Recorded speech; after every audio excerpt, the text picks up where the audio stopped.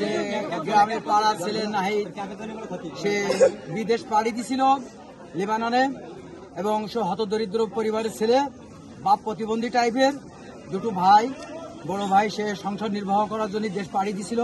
দুর্ভাগ্যক্রমে পিশাচিস Israel তার বর্বরতা হামলার কারণে আজকের শিশু বাচ্চা থেকে নিরীহ মানুষগুলো নির্বিচারে হত্যা করে চলেছে।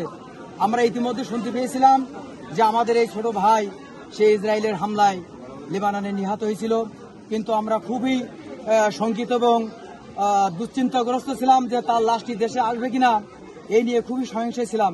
যা হোক, ইতিমধ্যে শুনতে পেয়েছি যে সরকারি পর্যায়ে এবং মন্ত্রণালয়ের মাধ্যমে আশ্বস্ত হয়েছিলাম আমরা যে লাশ ঈদের পরে দেশে প্রত্যাবর্তন করবে। এই আশায় আমরা খুবই আশাবাদিত ছিলাম। যা হোক, ইতিমধ্যে লাশটা আমাদের দেশে মায়ের কোলে ফিরে আসছে। আমরা সংসপ্ত গ্রামবাসী সবাই তার লাশের সমবেদনা জানার জন্য উপস্থিত হয়েছি।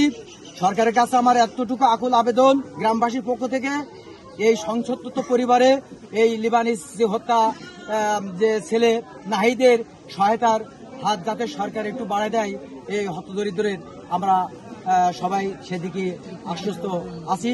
এবং এই বলে আমার আবেদন যেন আমাদেরকে একটু সহায়তার হাত বাড়ায়, এই বলে আমার বক্তব্য শেষ করলাম। খোদা হাফেজ। এই নাহিদ, শহীদ নাহিদ, আজকের এই নাহিদের মৃত্যু হয়েছে গত মাসের 11 তারিখে, আর আজকের 7 তারিখ, এই প্রায় 1 মাস হলো। আমরা এই পর্যন্ত আশার বাণী শুনেছি যা আসবে, লাশ আসবে। আজকের তার বাস্তব রূপ নিল। আজকের এই কফিন যখন তাদের বাসায় এসে পৌঁছেছে, আমরা এলাকাবাসী এখনো পর্যন্ত এই 1 মাসের ভিতরে সবাই শোক কাটিয়ে উঠতে পারি নাই।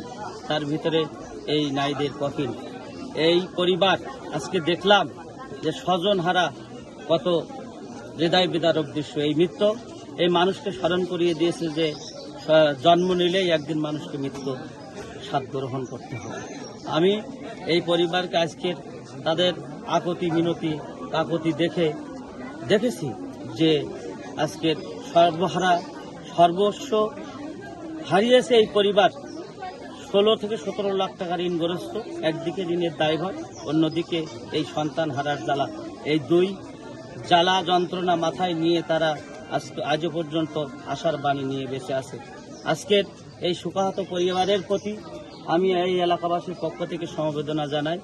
তারা যেন এই শোক কাটিয়ে আবার সুষ্ঠুভাবে জীবনযাপন করতে পারে।